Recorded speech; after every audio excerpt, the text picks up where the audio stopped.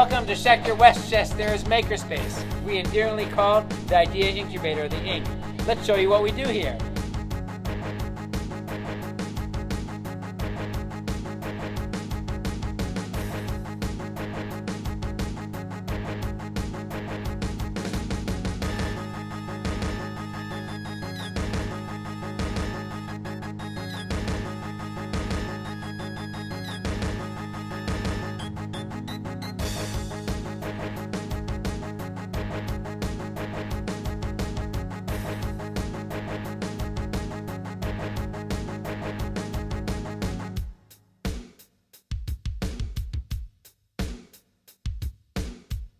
A few years ago, we didn't have a program, we didn't even have a space.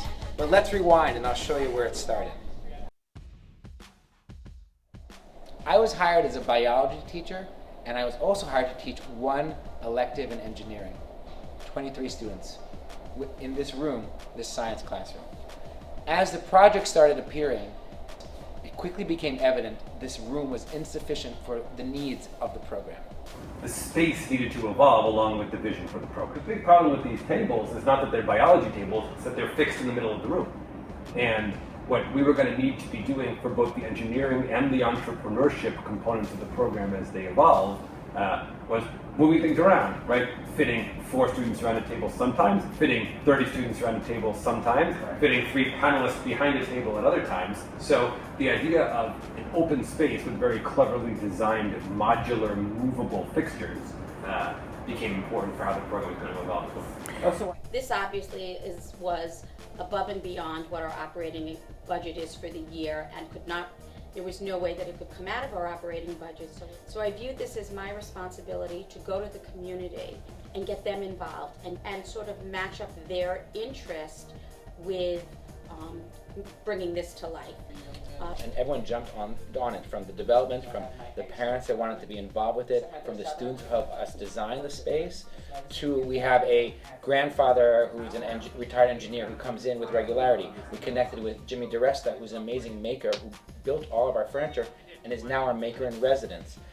And what amazed me, that everyone was so on board so quickly, that this was done in 60 days. Like it happened like that. What was really cool about this space is that it's designed both for us and by us, where we were able to take an active role in the design process and really make this place what we wanted it to be. It kind of looks like a little bit of a shop that you'd see maybe from the high schools in the 80s or something like that, but it's so much more than that. I mean, the high-tech equipment, 3D printing, and all that other equipment, I think it's good. You know, it really, they're just tools.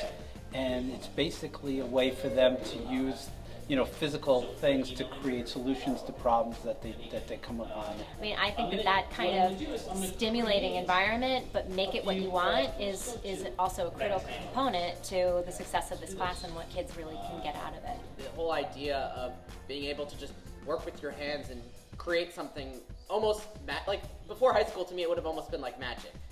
A normal classroom setting just isn't for everyone. I think that this room is special, and we get to actually be collaborative with each other and experience a completely different type of classroom setting that isn't just a teacher lecturing to you. You really get to learn in a much different way that I think is special and really beneficial.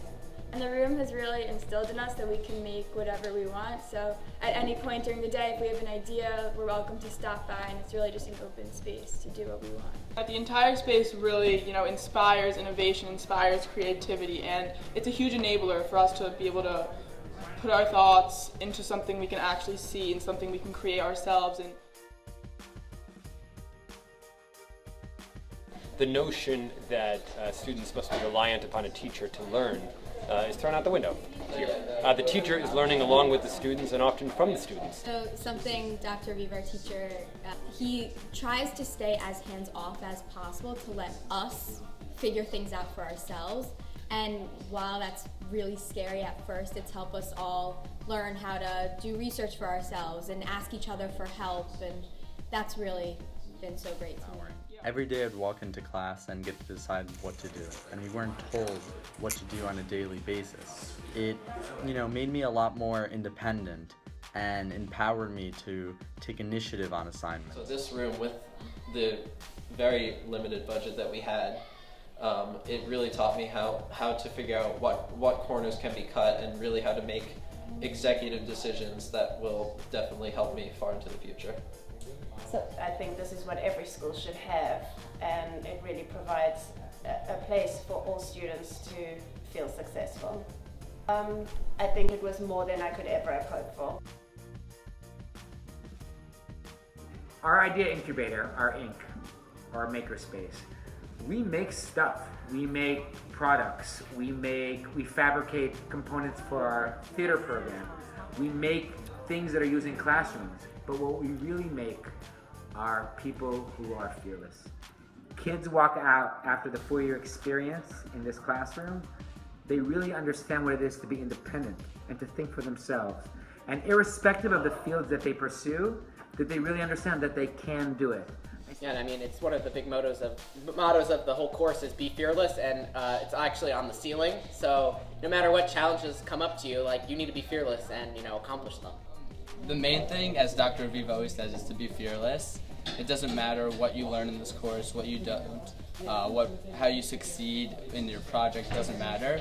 What matters is that you're fearless and that you're able to push yourself to learn more, to have this creative mindset that will help you succeed in life. Yeah, we've also been taught since the beginning that failure leads to success, and you need failure in order to succeed. So although disappointing at first, we eventually learn to move past those obstacles.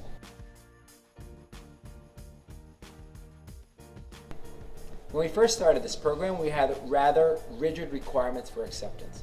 But what we have learned is that with an unconventional learning space like this, we need unconventional admission policy as well. 4 years ago when Lauren applied, she was on the borderline whether I thought she'd be successful in the course.